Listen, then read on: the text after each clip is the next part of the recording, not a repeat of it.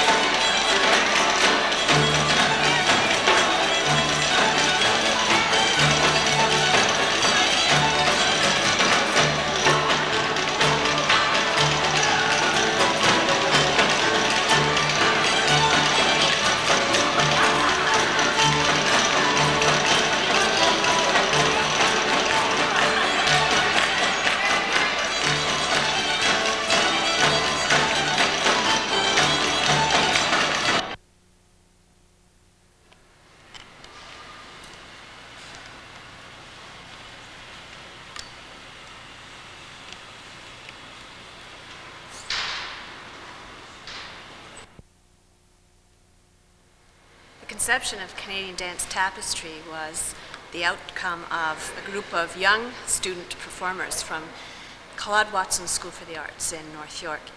And they were very keen on continuing with their performance efforts in the Canadian dance traditions, and therefore, by 1984, a group of them had actually come back to seek some support to put together a company, and that's what we had as the beginning of today's program as an initial group of 14 or so students.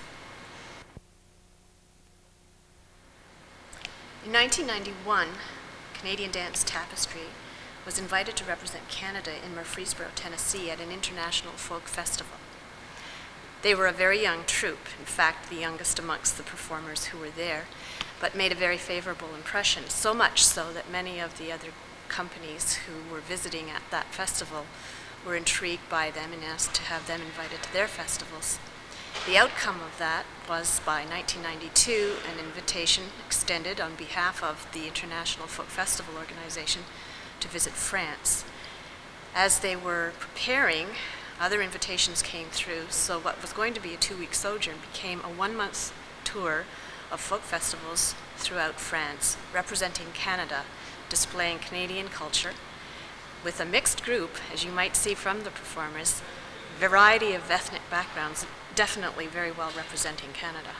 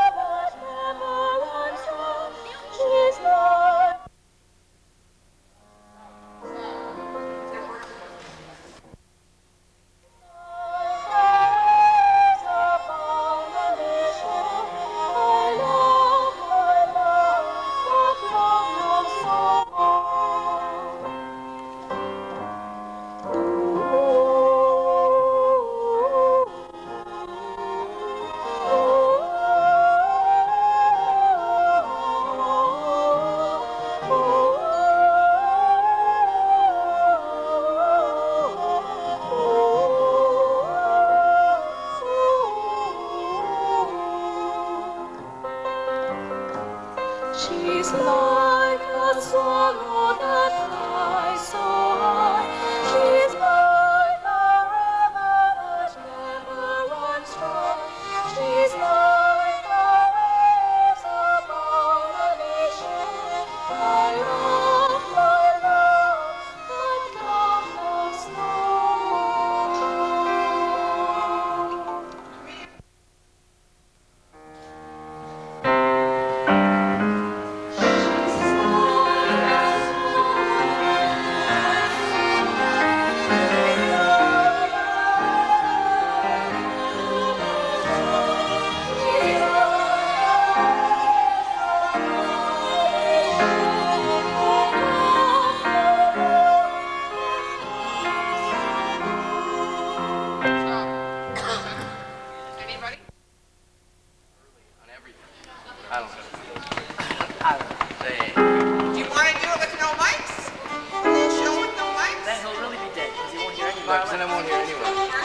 Then I won't hear anyone. You see, the acoustics are good out there, but they're terrible. Behind you, you won't hear a thing. It's all going forward. I'm telling you, we won't hear a thing. Okay, you.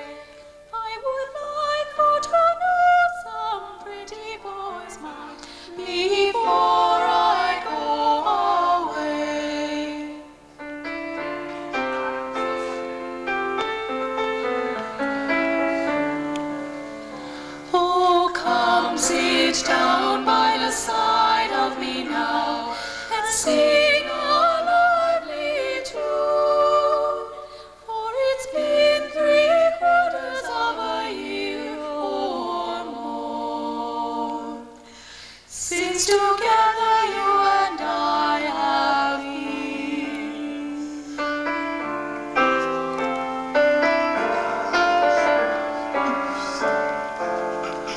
I won't sit down by the side of you now, no, nor at all, for you've placed your affection on some other young,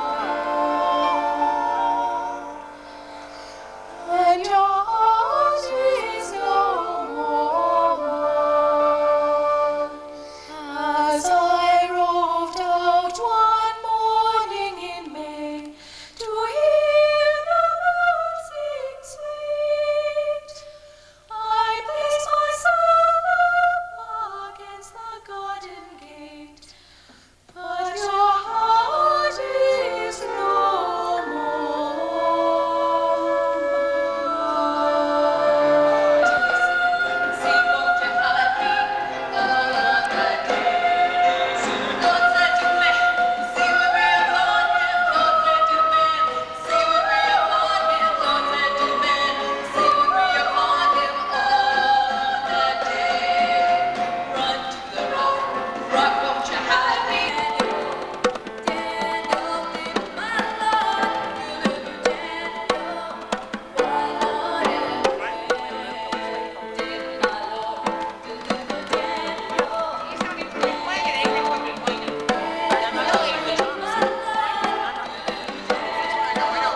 The rest of it's okay.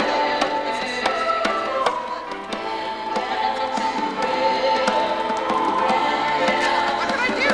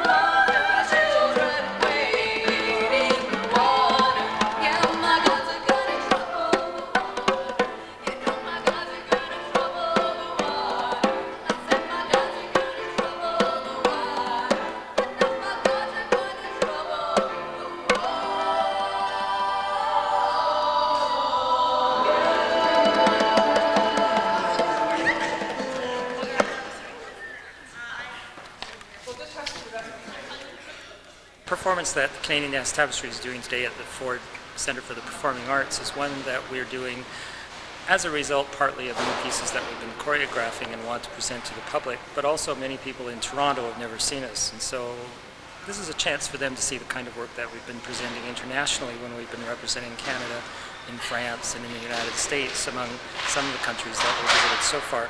And we hope that they'll really enjoy seeing a little bit of Canadiana in the way that the traditional dances were performed in the last couple of 100 years.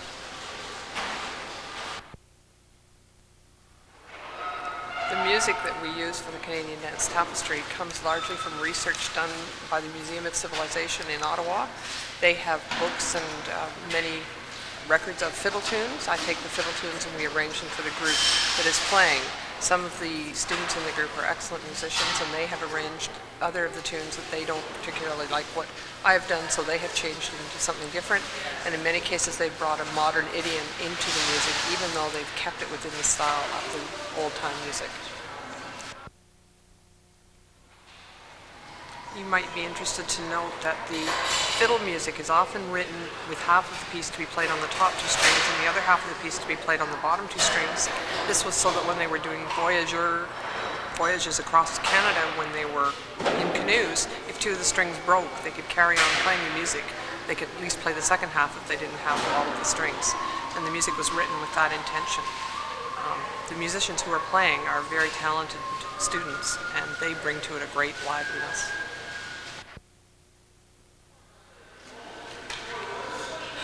As a singer in Canadian Dance Tapestry, we have a great opportunity to meet other people and to learn new repertoire as part of the music. It's a very proud feeling to be representing the entirety of Canada. For me, when I joined the group, basically I wanted to be able to see the world and also be able to do something that represents my country. It's a lot of fun to sing with the group. It's a close, I'd say, tightly knit group, and you have a great opportunity to go around, perform. A lot of people have been really impressed with what we do, and in the same way we're really impressed with all the folk dances and national dances of other countries. So it's a great opportunity not only to learn about your own heritage, but to learn about other heritages as well.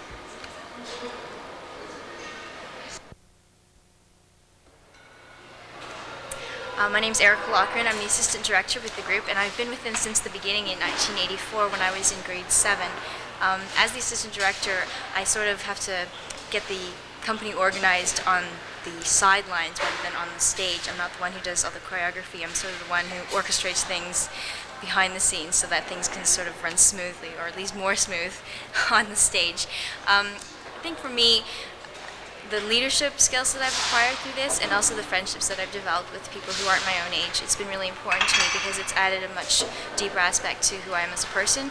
And also, since I'm in education, it's really helped me, learn a lot about how to run a group and how to deal with people and how to be in the public as well as private. So it's been a really growing experience for me. Mr. Hyde's been a real mentor for me in the direction that I've been taking in my life, and Mrs. Brass has always been helping me go further than I think I could go. So it's been a very growing experience for me.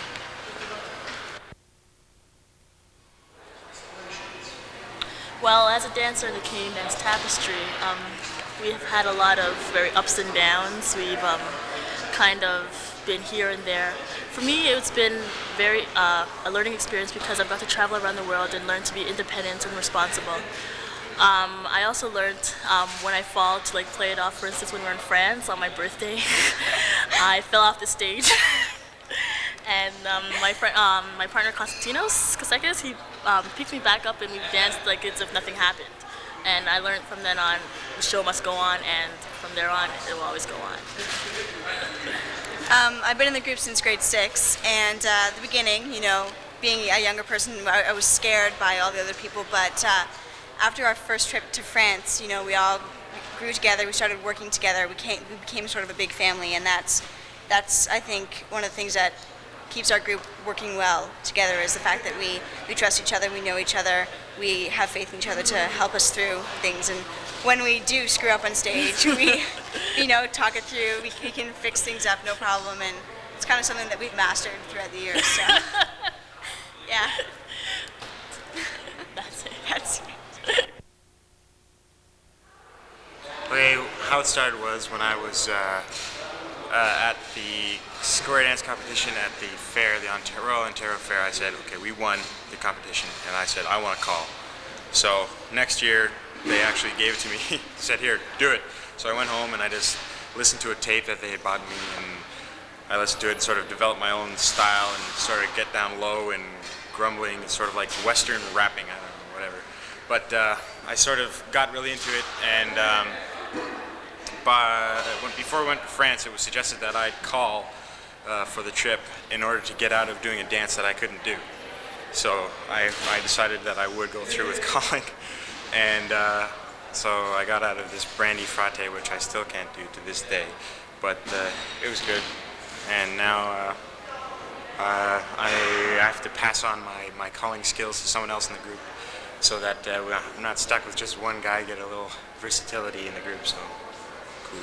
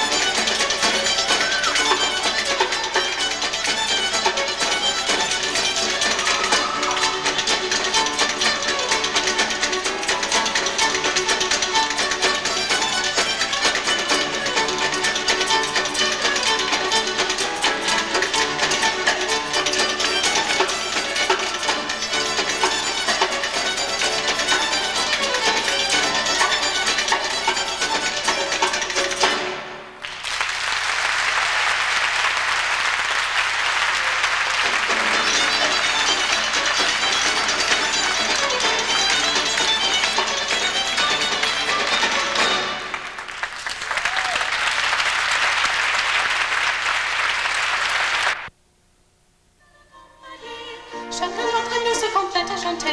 Vive la compagnie.